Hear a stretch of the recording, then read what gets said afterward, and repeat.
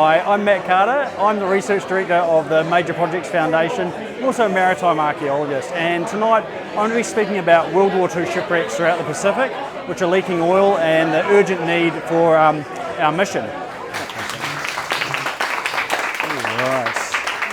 Thanks for coming out tonight, and unfortunately all I've got to reward you with is a bit of a problem. Now, this problem, it's global in scale, and it's a problem that's been really neglected in this part of the world. And that problem is potentially polluting shipwrecks. So basically, these are shipwrecks which are carrying cargoes of fuel, unexploded ordnance, and there's an unknown number of them out there right now. But fortunately, this is a problem that we can solve. This is something that we have the technology, we have the capabilities to remove this risk altogether. So tonight I'm going to tell you how the Major Projects Foundation plans to actually remove this risk, reduce it for a start, and then remove this from our marine ecosystems. But for a start, who am I and why should you be listening to me? That's a very good question. Now, it wasn't put here as some kind of philosophical thing. I thought, well, I'll introduce myself. So I am a maritime archaeologist. I've been working professionally for over a decade. And during that time, I've been really fortunate, travelled all around the world, worked in 12 different countries on everything from Phoenician shipwrecks in the Mediterranean through to World War II shipwrecks up in Darwin. And you can see on the right there, that's a picture of Darwin Harbour, the beautiful visibility, irukandji, saltwater crocodiles, human fecal matter, everything that you want in a dive site, but some really amazing places and some pretty good stories too. Now, unfortunately Jane Jenkins isn't here. This slide was specifically for her. So essentially I've been working in this field for about 10 years now, and it all really kicked off when I was awarded the Our World Underwater Rolex Scholarship back in 2009. So essentially this scholarship, it takes 3 future kind of potential leaders in the underwater world from the USA, the EU, Australia. And what basically happens is you're funded to travel all around the world for a year in your field of passion. So for me it was maritime archaeology. I travel all around the world working with these experts in the field, and essentially it's just set me up to be where I am today. So if you know anyone who's under 25, scuba diver, potentially wants to do big things, make them apply for this scholarship, and who knows where they'll be. So that's the blatant advertising done for most of the presentation. I won't say all of it, but most of it. So that's kind of where I started out, and from there I've started to make some reasonable steps. So as Todd said, the last presentation I did here was on a project I managed on the Japanese midget submarine just located off Pittwater there. So this was a Explorers Club flag expedition, and it was the first maritime archaeological expedition done on closed circuit rebreathers. So bringing in some pretty cool technology into some really quite fascinating research. So on top of that side of things, just last week I got notice that I've passed my PhD thesis. So now, so I'm not saying it to show off, but maybe a little bit, because it took a lot of bloody work. But essentially, what I'm kind of trying to say here is I'm bringing all these different skill sets into this new role I've got with the Major Projects Foundation. So this is this new gig that I've got, and essentially I'm bringing all those years of experience, the commercial diving, the technical diving, scientific diving, and the research capabilities to work for these guys. Now the question is, who are the Major Projects Foundation and what do they do? And I've got a short video which will answer that.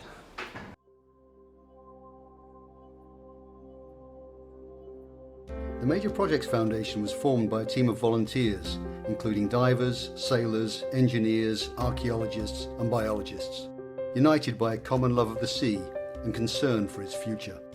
The Foundation owns and operates the RV Ocean Recovery, a full capability research, dive support and subsea construction vessel.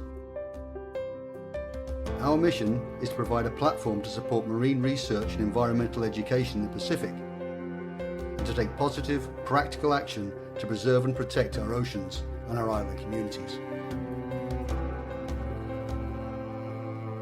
One of the first issues that we are investigating is the little known but potentially devastating threat of oil leaking from World War II shipwrecks. Okay, so that's a little bit of introduction of what the Major Projects Foundation is about. But coming from that, the obvious question is, okay, well, how many wrecks could there possibly be? Now, fortunately, back in 2005, a group of experts from all around the world, from NOAA, from the British Ministry of Defence, they came together to answer just this question. And what they found is going through all the historical documents, all the archives, looking at World War II losses, and with a kind of a baseline of the ship had to be over 400 tonnes and oil fueled, they came up with this number here. So around the world, 8,569 potentially polluting shipwrecks. So that's, when you start getting a bit of an idea of the scale, that's really quite considerable. And as you can see from there, these shipwrecks cluster around the main kind of conflict areas from the Second World War. So over around Europe and Southeast Asia especially. But what about the Pacific? What about closer to home? Now, the Pacific War was a maritime war, and this brought more people, more ships, more kind of equipment into the Pacific than ever before. And fortunately for us, this group of experts back in 2005, part of their kind of brief was to look at the Pacific as well. So they crunched all the numbers, went through all the archives, and they came up with 3,854 potentially polluting shipwrecks in our part of the world. So now we're starting to get a bit of an idea of the scale of this problem and just how many of these shipwrecks there are. But these shipwrecks, it doesn't really equate to environmental risk. The question from that is, okay, there's all these shipwrecks, but how much oil could they actually contain, and what environmental risk does that present? Now, as part of that brief again, what they did is they went through the numbers and they came up with a low estimate of 510,000 tonnes potential oil in these shipwrecks. Now, that's a pretty large number. That's the low estimate.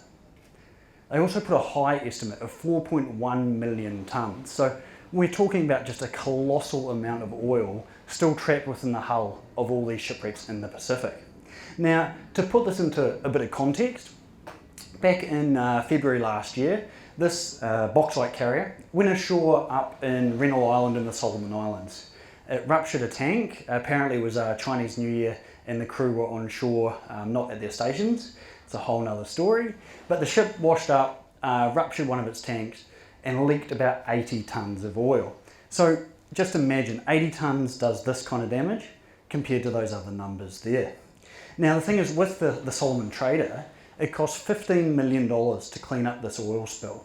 And the thing is, I was talking to one of the officials who was up there, and he was saying that $15 million, they only recovered 5% of the oil that was spilled. So 95% of that oil has gone into this marine environment and done, you know, untold damage to all the kind of the fish, the coral, the whole kind of gambit. And yeah, 5% recovered. So not really great economics when it comes down to it. So when you just start looking at that, those numbers, the number of wrecks, the potential volume of oil still in them, and then the cost of cleaning it up and how ineffective it is, I think it really indicates how big a problem that we actually have in the Pacific. So the Major Projects Foundation, our main consideration are these wrecks from the Second World War. And this is because these wrecks are the most numerically dominant. I mean, the Second World War put thousands of these shipwrecks onto the seafloor. It's a high level of risk, a high number of them. But the problem as well is that they all sank between 1939 and 1945. And over that time, they've been corroding at a pretty steady rate. Rust never sleeps. These ships are corroding every single minute of every single day. And the thing is, what we're finding, and this is comes from like the world experts in corrosion science, is that these ships are corroding at around about 0.1 millimetre per year. They've been underwater for between 75 and 80 years, so they're losing some pretty serious amount of structural strength over that time. And so we're running into what's been termed this peak leak.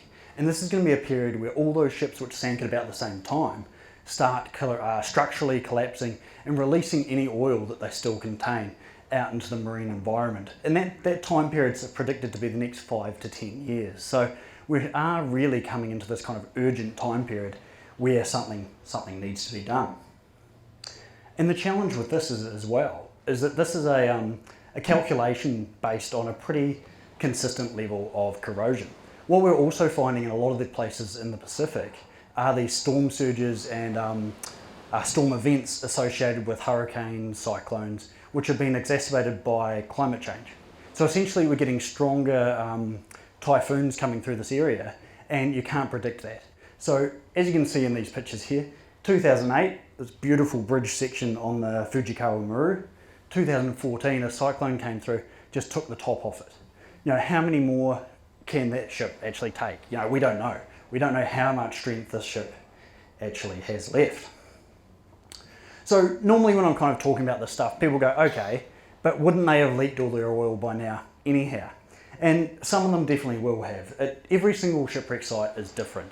Every kind of wrecking event, every way it's corroded over time. But what I say then is, okay, but what about the USS Mississauga?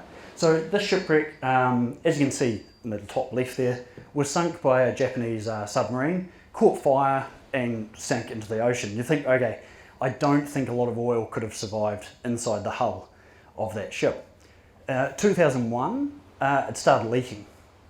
It took 2 months for authorities to respond, the US Navy in this case, to actually get there and patch up the ship. So for 2 months, this leaked around about 90 tonnes of oil into this lagoon, poisoned all the fish.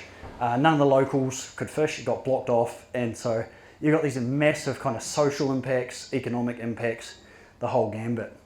2004, the US Navy came back and they pumped out a further 5,600 tonnes. So going back to that Solomon trader, that one up in the Solomon Islands, 90 tonnes. So that's about 70 times more than that one oil spill that cost $15 million. So you can see that oil can last a long time in these ships, and it's far better to pump it out when you can than letting it being released and only getting about 5% back. And the science is there. We're not trying to kind of tell a news story or make anything up. The science is there around the impact that oil has on these kind of coral reef environments, these beautiful Pacific islands. It's all there, it's really well established. And the fact of the matter is, when it all comes down to it, this cost of prevention, getting the oil out of these ships while it's still contained, is far, far less than once it's spread across the ocean surface and below, and doing all this kind of incalculable damage to the environment, the social, cultural and economic aspects of these people.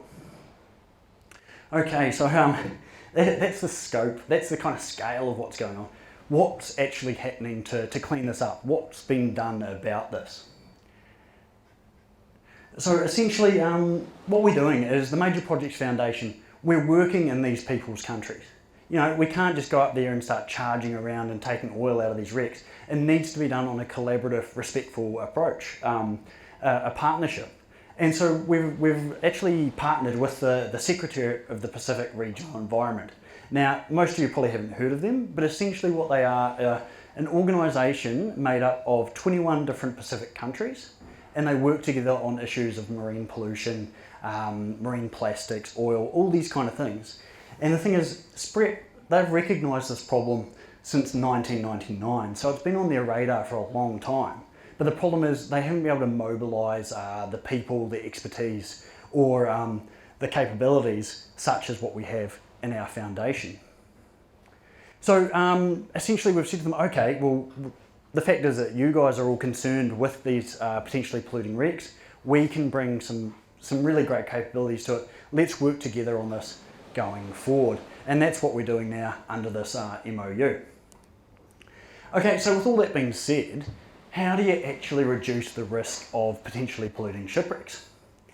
So for a start, it's not overly sexy. It involves desk-based research, locked away, but we can start doing some pretty cool things. So those big numbers before, 3,856 shipwrecks, you can't deal with it. It's too big a number. So what we've done there is we've put a lot of attention into refining that database. And what we've done is we've come up with a list of 55 priority 1 high risk environmental wrecks. And you can see their locations in the map. and also the numbers on that graph. So we're crunching down those numbers so we can actually focus our attention on these various shipwrecks. Now, the great thing about this, if there is a great thing about this problem, is the fact that we don't have to reinvent the wheel. So a lot of this kind of work around these shipwrecks has been done in the US by NOAA, around US continental waters by NOAA, over in the UK by the British Ministry of Defence. So we can take the best parts of all their programs and apply that to the Pacific. And one of these is this kind of environmental risk assessment and using a standardised best practice. So not particularly exciting, but really, really useful, and being able to bring those best parts of international best practice to this question. And what we can also do here is also bring in this kind of disaster risk reduction strategy. So the idea is that these shipwrecks, they're all around the Pacific. We're not going to get out there and be able to remove the oil, really, really quickly. But in the short term, what we can do is we can say to the Solomon Islands, this is where your shipwrecks are. These are the environmental models we have. The oil's going to wash up into these mangroves. You need to put together a plan to respond to that in the best way possible to reduce the impact that that's going to have. So actual real world kind of concrete steps at this stage already. So that's, I guess, the kind of desk-based background side of things. What I've got for you now is just a bit of a case study of kind of one of our main areas. So Chuuk Lagoon up in the Federated States of Micronesia is pretty much ground zero for these kind of shipwrecks. So as you can see up there, it's really quite a remote area. Well, for us it's remote, for the Chuukese it's their home. But essentially they've been colonised by various people, including the Empire of Japan. And during the Second World War, this was the most heavily fortified Japanese base in the Pacific. So it was the most heavily fortified base until about 1944. And this is when the Americans launched Operation Hailstone. Now, they launched all these carrier-based planes, and in 2 to 3 days, they sank between 65 and 75 Japanese ships. So just a colossal defeat for the Japanese ships in this area, and a complete surprise attack. So what we find today is that of these 65 to 75 ships, today there's just an amazing archaeological landscape all throughout this lagoon. So we have these amazing ships, planes, and this plane here, you can actually zoom in and you can count the rivets on the wing still, it's in that good a condition. And of course these wrecks have now become artificial reefs. So partly because of the iron content in the shipwrecks, and also because they present this structure, they're heavily colonised by these amazing corals and all this marine life. So they have become really, really important parts of the ecosystem. And also the condition. So that's the original paint on the name of this ship, the Haein Maru. It's been underwater for 75, 76 years, and you can still read that paint. So the condition on some of these shipwrecks is absolutely amazing. And for the kind of the World War II enthusiasts, this is one of the bow guns on one of these wrecks. It is the place to go wreck diving in the world. Now, essentially, what this all adds up to today is that for the Chuukese, for Federated States, is that tourism is the largest source of foreign income for this country. Significantly as well is that these shipwrecks are a major kind of source of locally caught fish for the diet of these people. So they're incredibly important for not only that foreign money, but also the day-to-day diet of these people. And the problem is that 17 of those 65 are on our top 55 high environmental risk shipwrecks. And these were considered a grave and imminent danger back in 2009. So the grave and imminent danger has not decreased over time. It's massively ramped up since then. And what you can actually see here is oil trapped inside the hull of one of the shipwrecks called the Amargasan Maru. And that's just there. As soon as you get a corrosion point, a hole in that hull, that oil is going to go out and start poisoning that marine environment. So kind of moving back to where we were going before, how can we actually reduce the risk of potentially polluting wrecks? And what I'm going to do here is just give you a bit of a case study of the Rio de Janeiro Maru. So this ship was built in 1929, taken over by the Japanese Navy, 140 metres long, capable of holding around 2,000 tonnes of crude oil. So really quite a large vessel. It was sunk in Chuk Lagoon during that Operation Hailstone. Today it is an amazing dive site. It's just huge. You're swimming through it and it's just massive. But also, as well as kind of the general scope, it's also got these artifacts, this kind of moment in time that's been frozen as the ship sank, and there's all these bottles and kind of crew possessions are right there. So really evokes this kind of mystery when you're there. But it does have an unknown amount of oil in it still as well, and it has actually leaked in the past. It's not far from one of the islands, and when it leaked, the oil was recovered or found in some adjacent mangrove. So it does have a precedent of leaking oil already. How do we actually reduce the risk? And there's the old saying, you can't manage what you can't measure. So for a start, it's about getting the data of how we can measure, how we can understand what condition the ship is in. So for a start, the usual way of doing this kind of work, and again, going back to that international best practice, is something called remote sensing. And this is from a ship or a boat, sends out multiple kind of waves and it records the ship without even having to get in the water. So you start getting an indication of how intact it is, where the damage to the ship might be. So that's not bad. It gives you a pretty good indication of what condition this ship is in. But something we've been kind of like building expertise in is this process called photogrammetry. And Richard just touched on this briefly.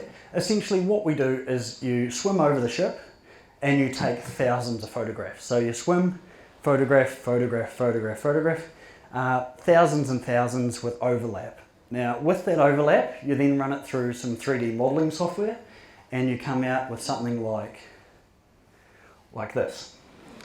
So this is a 3D model of that shipwreck. It is sub-centimetre accurate and it is just exactly the condition that ship was in on the day we dived it. So as I said before, 140 metres long and about 35 metres maximum depth. Now we recorded that in 4 dives. So bringing that level of technology to this, this question of potentially polluting wrecks, it's a complete game changer. Going from this to this. So this really gives us the ability to get far more information out of these sites and understand how they're corroding over time and what risk they still pose. It also allows us to do some pretty cool stuff like this. And this is a really great tool because a lot of the people we're dealing with in the Pacific who are in these management roles around this, they don't know what a shipwreck looks like. They haven't been diving. They don't really understand that this thing is 140 metres long, potentially still holding thousands of tonnes or hundreds to thousands of tonnes of oil. So when we can start showing them these kind of models and explaining how this ship in particular is corroding potentially twice as fast as other ships because it's lying on its side, all the forces are acting to basically pancake it, not how it was designed. You can start kind of communicating that in a far more effective way than what you can with that remote sensing or just saying you've got a shipwreck, you've got a problem. So that's kind of where we are with the Rio de Janeiro at the moment. But the next step is, of course, if you want to remove the risk, you actually have to get the oil out of the ship. Now, fortunately for us, with the Rio, we have the plan. So going through the Japanese archives, we managed to get this plan of the ship. And if you look closely, all the oil tanks are showing the location on this ship. We can then overlay those 3D models, put it together, and find the exact location of where these oil tanks are. So this hasn't been done in Chuk Lagoon, but it's something that's done quite frequently overseas, and this is this process of hot tapping, and this is how the oil is actually removed. So you take that oil out of that ecosystem, remove the problem. And so essentially what happens is you send down divers to those exact locations where the tanks are, drill a hole and pump the oil out. So relatively complex, and the thing is, we're not suggesting that, that every country wants us to do this by any stretch of the imagination. So going back to that whole collaborative partnership, the idea is that we talk to the country, and say, okay, this is this problem. How about we try and solve it? Would you like the GPS coordinates of the ships, or would you like us to get funds to eventually go down the track and actually remove that oil? So it's a whole continuum of impact that is done on this collaborative basis. But yeah, it can be done, and there are dozens of ships around the world which have had the oil removed in this way. And a particular one of interest is the Prinz Eugen. So Prinz Eugen was a German battleship, and after the Second World War it was given to the US Navy as a war prize. So what do you do with the German war prize? You sail it up to Bikini Atoll and you drop a nuclear bomb on it. Now the thing is, well, actually I missed a step there. You fill it up with oil, then you drop a nuclear bomb on it. And this was part of a whole testing sequence with at least 16 other ships, significant ships, filled up with oil to different capacities to kind of replicate a active fleet. So the idea was you want to test it as accurately as possible, fill them all up with various amounts of oil, drop the nuke on them and see what happens. Now the Prinz Eugen actually survived the test, and they were towing it away to scuttle it in deep water, and turned over and sank in Kwajalein, so a little atoll not that far from Bikini. 2018, the US Navy turned up and decided to pump out the oil. So what they did again was that hot tapping sequence, finding those tanks, drilling holes, pumping out that oil, and from this one in particular, 720 tonnes of oil was removed and sent for refining, reprocessing, removing that threat from the environment. So it is challenging, but it's done quite regularly by the likes of the US Navy, and so why shouldn't it be done on these other shipwrecks? Something that's kind of developing technology, which actually has some really exciting potential in this region, is something called bioremediation. And the Major Projects Foundation, we have this relationship with the University of Newcastle, up in Newcastle, surprisingly. And the University of Newcastle, one of their expertise is bioremediation. And essentially what this is using bacteria to break down hydrocarbons in oil and various other kind of chemicals. And this could be a way of actually removing the oil. It breaks down the hydrocarbon chains.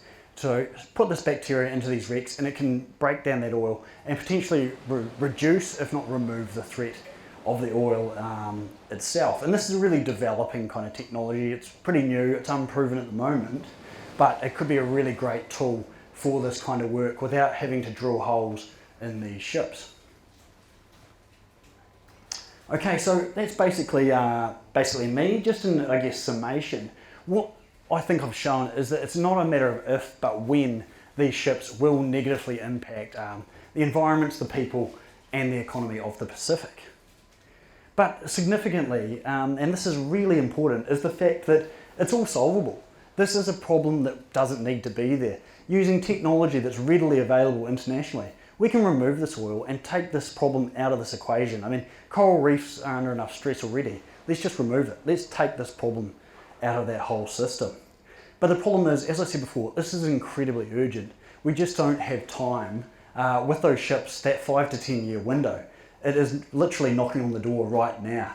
So the thing is, we do need your support to help push this forward. We're looking to just mobilise against this as quickly as possible so we can remove this from the this threat from the environment. So any way that we could get your support, get your help, it would be greatly appreciated. And that's all from me.